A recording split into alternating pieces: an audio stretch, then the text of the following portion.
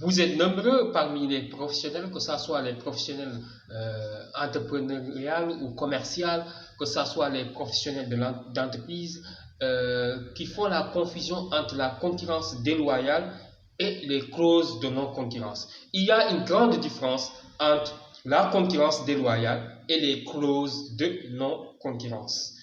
Si vous voulez avoir la suite de cette vidéo, regardez-moi jusqu'à la fin. Mesdames et messieurs, bonjour. Je suis Amadou Alikan, coach formateur en droit des entreprises, concepteur de Legal Vote certifié par ELA Afrique Legal. ELA Afrique Legal est un cabinet juridique international spécialisé en Legal Tech. De 2020 à nos jours, GI a formé plus de 100 entrepreneurs et commerçants en présentiel et en ligne dans la gestion juridique de leurs affaires. Aujourd'hui, on va voir la grande différence entre la concurrence déloyale et les clauses de non-concurrence. Vous savez très bien, la concurrence déloyale, ce qu'il faut retenir, c'est les procédés de concurrence qui ne sont pas légaux. C'est les procédés de concurrence qui ne sont pas légaux, qui ne sont pas reconnus comme étant légalement une concurrence. À savoir le dénigrement. Dénigrer un commerçant, un entrepreneur concurrent, juste pour le faire nuire sur le marché, ça c'est de la concurrence déloyale. La désorganisation par exemple, le débauchage du personnel, ça c'est la concurrence déloyale. Maintenant, il y a ce qu'on appelle les clauses de non-concurrence. Les clauses de non-concurrence, par exemple, un employé qui est recruté dans une entreprise commerciale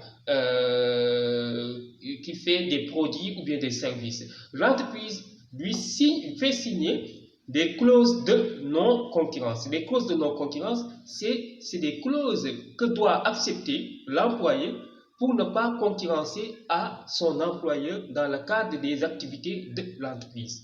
Vous avez compris? C'est ça qu'on appelle les clauses de non-concurrence.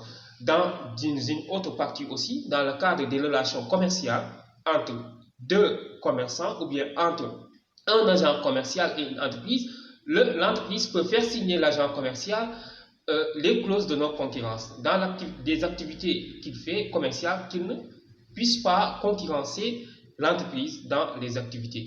Même les partenaires commerciaux aussi peuvent signer dans le cadre de leurs activités qui le lient et les objectifs qui le lient pour une mission bien déterminée, les clauses de non-concurrence. C'est ça qu'on appelle les clauses de non-concurrence. Donc, il faut faire toujours la différence entre la concurrence déloyale et les clauses de non-concurrence. Il y a une grande différence. Et si vous voulez avoir vraiment une formation complète, tout ce qui est de